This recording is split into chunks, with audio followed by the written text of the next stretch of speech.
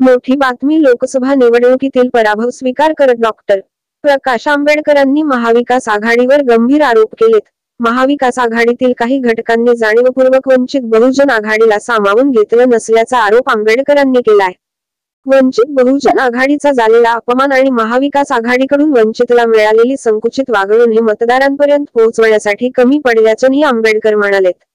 त्यांनी या संदर्भात एक पत्र प्रकाशित करत त्यांना मवियाचा समाचार घेतला आहे. वंचितने 48 पैकी 35 मतदारसंघात उमेदवार उभे केले होते. त्या सर्व उमेदवारांचा पराभव झालाय. प्रकाश आंबेडकरही पराभूत झाले आहेत. काय आहे प्रकाश आंबेडकर यांच्या पत्रात? आम्ही जनतेचा जनादेश नम्रपणे स्वीकारला आहे. आम्ही निराश झालो आहोत पण आशा सोडलेली नाही. आम्ही आत्मपरीक्षण करून वंचित बहुजन आघाडीच्या रणनीतीतील त्रुटी तपासून आवश्यक त्या उपाययोजना जरूर करू. मतदारांबद्दल आमची कोणतीही तक्रार नाही. वंचित बहुजन आघाडीचा मूळ पायाच फुले शाहू आंबेडकर असून जय फुले, जय सावित्री, जय शाहू, जय भीम यांच्याकडूनच आम्हाला ताकद मिळते. आमची बांधिलकी निरपेक्ष आहे. सामाजिकदृष्ट्या वंचित आणि शोषितांची बाजू मांडणे आणि त्यांच्या राजकीय प्रतिनिधित्व आणि हक्कांसाठी लढणे हेच आमचे ध्येय आहे.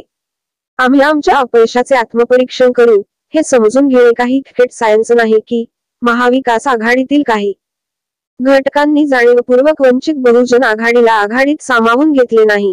आम्हाला बैठकांसाठी आमंत्रित करण्यात आले होते, परंतु ते सर्व मीडिया आणि मतदारांसाठी होते. आम्ही त्यांच्या जाळ्यात अडकलो आणि मतदारांना आमचा झालेला अपमान आणि आमच्या पक्षाप्रती महाविकास आघाडीची संकुचित वृत्ती पटवून देण्यात सपशेल अपयशी ठरलो. वंचित बहुजन आघाडीनेच आंबेडकरी चळवळ आणि संविधान वाचवण्याच्या लढ्याचे नेतृत्व केले होते. जेव्हा या प्रमुख पक्षांचे सदस्य सॉफ्ट हिंदुत्वात गुंतले होते आणि एनडीए 1 आणि 2 च्या सरकारच्या काळात राज्यघटनेत करण्यात येत असलेल्या सुधारणांवर मौन बाळगून होते. भाजपच्या नेतृत्वाखालील एनडीए सोबत लढण्याचा अजेंडा नसल्याचे आघाडीच्या लक्षात आल्यावर त्यांनी डॉक्टर बाबासाहेब आंबेडकर यांचा वापर केला. संविधान वाचवण्याचा लढा आमच्या तत्वज्ञानातून आणि मोहिमेतून त्यांनी घेतला. आघाडीने दलित, आदिवासी, ओबीसी आणि मुस्लिम हे भाजपशी लढण्यास सक्षम विरोधक असल्याचे मतदारांना पटवून दिले.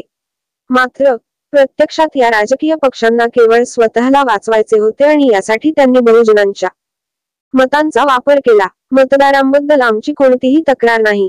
त्यांना सांगितले गेले की फक्त आणि फक्त आघाडीला मतदान केल्यास भाजपच्या नेतृत्वाखालील एनडीए पासून देश वाचवू शकतो. परंतु तरीही एनडीए बहुमत मिळवण्यात यशस्वी झाला. आघाडीतील पक्षांचा ढासळणारा वाडा वाचवण्यासाठी आणि पुन्हा नव्याने उभारण्यासाठी बहुजन मतदारांच्या स्वतंत्र नेतृत्वाचा स्वतःचा बालेकिल्ला पाडायला भाग पाडण्यात आले. या पक्षांना संविधान वाचवायचे असते, सामाजिक दृष्ट्या वंचित व शोषितांसाठी लढायचे असते, तर वंचित बहुजन आघाडी स्थापन करण्याची गरजच पडली नसती. आघाडीतील पक्षांनी दलित, आदिवासी, ओबीसी, मुस्लिम यांची मते घेतली आहेत, पण त्यांच्याकडून घेतलेल्या पाठिंब्याला ते न्याय देतील की नाही हा येणारा काळच सांगेल. भेदभाव करणाऱ्या धर्माविरुद्ध आणि सामाजिक दृष्ट्या वंचित आणि शोषितांसाठी आम्ही सुरू केलेला लढा या निवडणुकीने अधोरेखित केला आहे आणि आम्हाला त्याचा अभिमान वाटतो. कारण येत्या 50 वर्षांपर्यंत भाजप वैदिकवाद आणण्याचा उच्चार करणार नाही अशी परिस्थिती निर्माण झाली आहे. हा वंचितांनी उभारलेल्या मोठ्या लढ्याचा परिणाम आहे, सहभाग आहे. त्यामुळे कोणीही संविधान बदलण्याचे धाडस केल्यास वंचित आणि शोषितांच्या प्रतिनिधींना आणि समर्थकांना त्या विरोधात उभे राहण्याची अधिक संधी मिळेल. 10 वर्षे देशात भाजपची सत्ता होती.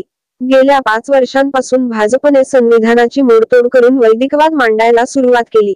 या विरोधात इंडिया आघाडीतील काही पक्ष सोडले तर संविधानाच्या समर्थनार्थ वैदिकवादाविरोधात कोणीही भूमिका घेतलेली नाही.